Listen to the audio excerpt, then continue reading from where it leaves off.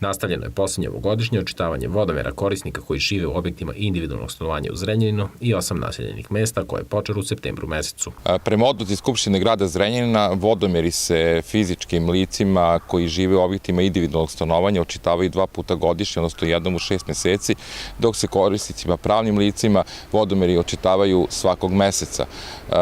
U ponedeljak 13. oktobra nastavljeno je poslednje očitavanje vodomera korisnika koji žive u objektima individualnog stanovanja, koje je započeto u septembru, i to u Zrenjaninu i 8 naseljenih mesta: Kleku, Botošu, Čenti, Knićaninu, Melencima, Ečki, Lukićevu i Banatskom Despotovcu. Očitavanje će trajati do 25. oktobra, kada će doći do privremene pauze zbog podele oktobarskih računa, a nastavak se očekuje posle 10.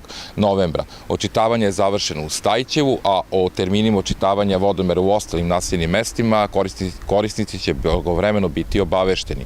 Svi korisnici koji budu očitani tokom oktobra meseca na oktobarskim računima biće zaduženi na osnovu očitanog stanja, dok će svi drugi korisnici biti zaduženi akontativno ili na osnovu javljenog stanja, a o načinu zaduženja biće obavešteni na računima za usluge našeg preduzeća. Ekipe javno-komunalnog preduzeća Voda i kanalizacija Zrenjanin biće na terenu svakog radnog dana od 8 do 14 časova, a korisnici usluga ovog javno-komunalnog preduzeća su obavezni da omoguće pristup vodomeru i očitavanje istog. Kod svih korisnika koji ne budu bili kod kuće biće ostavljeno pismeno obaveštenje o poseti sa načinima na koji mogu da jave stanje svojih vodomera.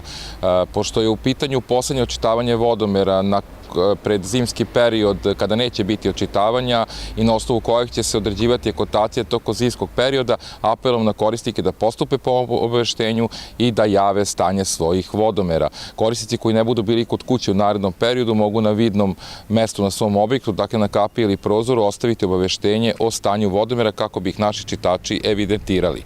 I dalje postoji mogućnost za sve korisnike koji to žele da sami jave stanje svojih vodomera između 20. i 25. u mesecu na jedan od 3 načina: pozivanjem fiksnih brojeva telefona 535 773 i 530 344, kao i brojeva službe naplate 593 014 i 593 015, i to radnim danima od 7:30 do 13:30 časova, slanjem SMS poruke na broj 064 811 60 99 ili slanjem maila na mail adresu sluzba.ocitavanja@vigzr.rs.